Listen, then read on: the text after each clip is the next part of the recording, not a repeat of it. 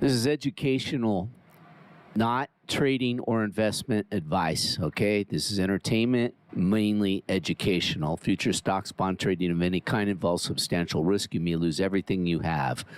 Before trading or investments, do your own due diligence. This is not a recommendation to go out and trade with your money, okay? If you do so, you're on your own. If you're watching or listening to this video, you are agreeing to these terms. Okay, let's get to it. Welcome and thanks for stopping by. I'm Digital Micro. You're on the Digital Micro Trading Journal channel, day trading for an ROI payout. It's just my trade journal market analysis, and here we are Friday into the week, January 5th, 2024, non-farm payroll catalyst, 8:30 a.m. Eastern Standard. Daily affirmation, I see it and understand. Rigid discipline and rules, flexible and outcome expectations, independent thinker, impeccable risk manager, precision-based trader, responsible business manager. So on the left, we have the NASDAQ futures. On the middle, E-mini S&P 500 futures. And on the right, King Dollar is up in the green. You can see we are sustaining the 2024 bullish move.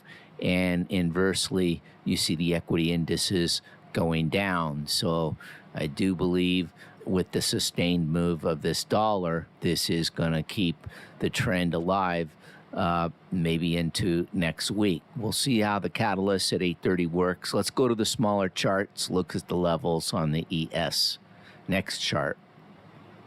15-minute benchmark ES chart encapsulates everything for me because we've been on a downtrend the whole week, and as I mentioned at the beginning of the week, I thought December was really a lot of baloney, and we're paying the price for that on a sustained breakaway down. And again, if King Dollar is going to stay up, we've just had very limited rallies, so I don't know that a non-farm payroll is going to give any respite for the bulls here at all. So let's look at the levels. First of all, on the right side, New York Midnight Open, 47.32.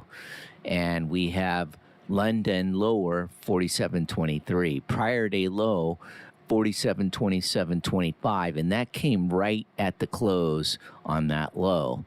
We had the Asia session high at 47.36.50. So what you can see here is we've been doing this PD array, the weekly fair value gap that I pointed out at the beginning of the week. We dug into it, and we've almost hit that consequent encroachment, 47.05. Below that, there's a daily volume imbalance right here. So that's something to note, and that comes in at 4,700 and change by 46.97.25. So there you have it. These are the levels. And of course, my bias is not bullish. It's going to be bearish when the setup is there and the right time of day. And we've hit one of these premium PD arrays. So I'm looking at these zones, plus I'm looking at the prior day's fib levels. I think it'd be a lot for us just to get to the prior day's RTH open, which was 47.39.50. If that happened, that'd be a big deal. The high of the PM prior day, 47.51, and then everything below it, including this low here and pre-RTH open. So that wraps it.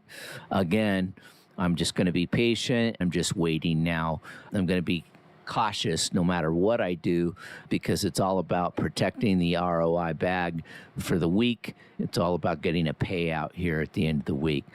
So thank you so much. Shout out to the OG subscribers, and I want to welcome any new subscribers. You're very welcome. Thank you so much for supporting the channel. Aloha and take care.